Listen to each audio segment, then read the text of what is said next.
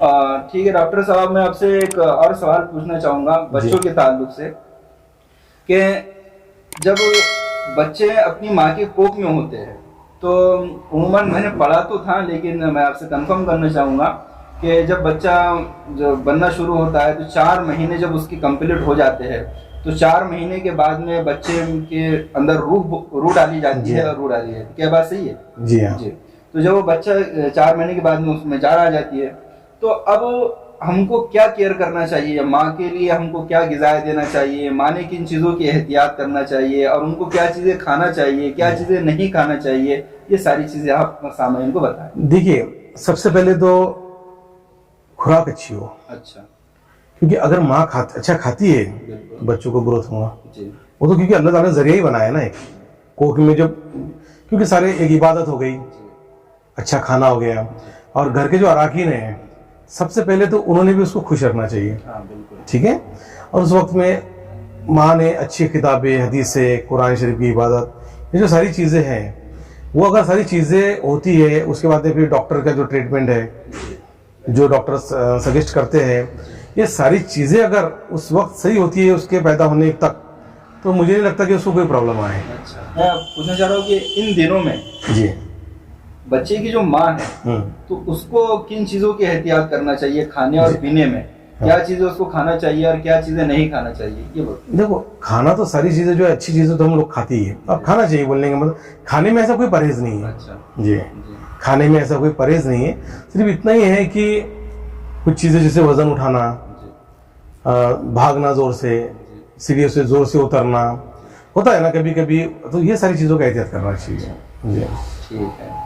तो इन चीज़ों की डॉक्टर साहब ने बताया कि परहेज के अंदर ऐसा कुछ नहीं है, अच्छी से अच्छी ग़िज़ाएँ खाना चाहिए, फल फ्रूट वगैरह खाना जी चाहिए। जी बिल्कुल। और अल्लाह ताला ने जो चीज़ें हमारे लिए अच्छी बनाई है, अच्छी चीज़ है जिससे हमारी हेल्थ अच्छी होती है, सेहत अच्छी होती है। क्योंकि माँ जो खाएंगी और माँ जो ग़िज़ाएँ लेंगी उसका असर बच्चे पर होगा। अगर हम अच्छी चीज़ें खाएंगे, हलाल चीज़ें खाएंगे, तो बच्चे में भी अच्छी चीज़ें होंगी और हलाल जो चीज़ें हैं तो उस पर वो असर करेंगी। क्योंकि खाने पीने का जो है तो बहुत ज्यादा बच्चों पर असर होता है। जी हाँ। डॉक्टर साहब, मुझे इस वक्त के अंदर एक वाकया आ रहा है, मुख्तसर मैं उसको ये बयान करूंगा कि खाने पीने का इंसानों की जिंदगी पर इतना असर होता है कि एक मर्तबा का वाकया है कि एक जोड़ी की निकाह हुआ था।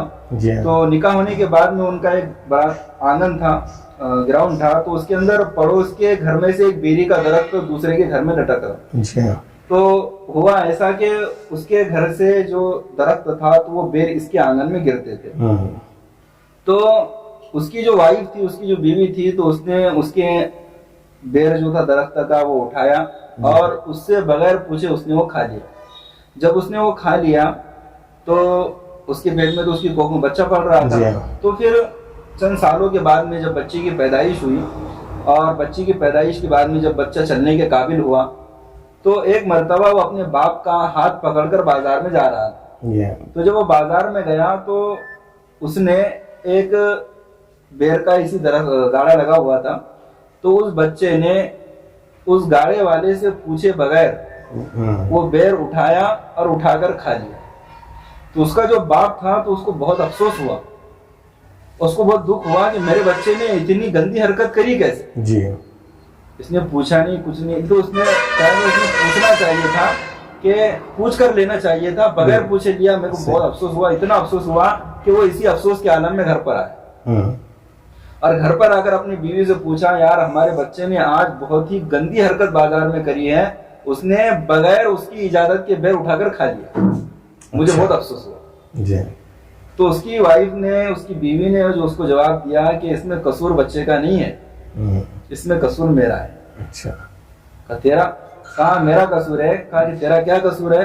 तो उसकी बीवी ने बताया कि जब बच्चा मेरे पेट में था तो अपने पड़ोस में जो बेरी का दरख्त है वो अपने आंगन में आ रहा है, उसका बेर गिरा था, तो मैंने बगैर उसकी इजाजत के उठाकर खा लिया था, तो वो असर हमारे बच्चे पर हुआ। अब ये जब जिंदगी दुनिया में आया तो इसने भी बगैर इजाजत के उठाकर वो बेर खा लिया। तो मैं बताना चाह रहा था कि एक बेर का जो इंसान की जिंदगी पर इतना असर होता है, तो अगर हम दूसरी ग़िज़ाएं जो कि हम बहुत ज्यादा खा लेते, आजकल उम्मा हम खाने पीने में एहतियात नहीं करते, हराम की चीजें हमारे जिंदगी में आ रही है, जो भी चीजें हमारी जिंदगी में आ रही है उसकी एहतियात नहीं करते, तो जो हाँ खवातीन है, जब बच्चे उनके कोख में होते हैं तो उनको खाने पीने के मामले में बहुत ज्यादा एहतियात करना चाहिए। जी हाँ। ठीक है, अब डॉक्टर साहब मैं आपसे ये पूछना चाहूंगा, ये तो एहतियात हो गई, लेकिन आज हम देख रहे हैं कि पहले जमाने के अंदर हुआ ऐसा करता था कि ज्यादा दवाखाने तो थे नहीं, तो पहले भी लोग पैदा हो रहे थे और ज्यादातर लोगों की जो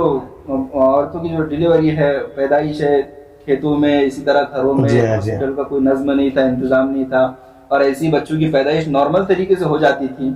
आजकल जो सीजर के जो केसेस हमारे सामने आ रहे हैं, और ऐसा समझिए कि 80-90% तो ऐसे लोग हैं, अक्सर सुनने में आता है कि सीजर हो रहा है। अच्छा, इसकी क्या वजह है, इसका क्या कारण है, ये सीजर क्यों आज ज्यादा बढ़ गया है? बहुत मर्तबा क्या होता है कि हम किसी एक चीज को फैशन बना देते हैं। अच्छा, मैंने कुछ सीजर ऐसे भी देखे हुए हैं, जरूरत तो नहीं थी, अच्छा, लेकिन उसका मुहूर्त निकाल करके फलाने टाइम में इतने बजे हमारा सीजर होगा, अच्छा, हमें करना भी है।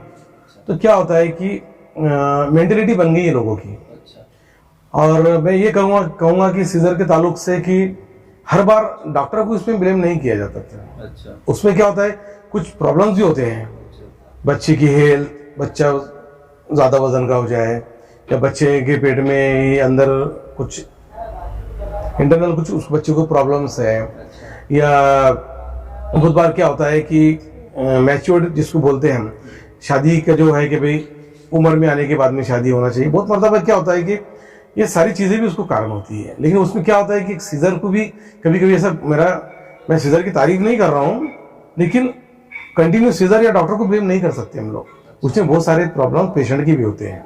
नहीं, जो सीजर की केसेस बढ़ रहे हैं और सीजर आज के जमाने में मैं बता रहा हूँ ना, उसकी वो ये बन गई है कि बहुत बार क्या होता है कि मेंटेलिटी बन जाती है कि डॉक्टर ने तो बोला कि इसकी नॉर्मल नहीं होती, डॉक्टर ने तो बोला नॉर्मल नहीं होती। अब बहुत मरतबा क्या होता है कि आलिम उलमाओं के पास में कुछ ऐसी आयातें हैं कि हम उसको उसका इलाज करके, ऐसे भी होते हैं ना, और होती है, क्योंकि उस वक्त क्या था, जैसे आपने बोले कि भाई उस जमाने में भी नॉर्मल डिलीवरी हुआ करती थी। देखिए उस वक्त सारी चीजें पुख्ता थी, उतना कॉन्फिडेंस था कि अल्लाह हमारा काम पूरा आसानी कर दे।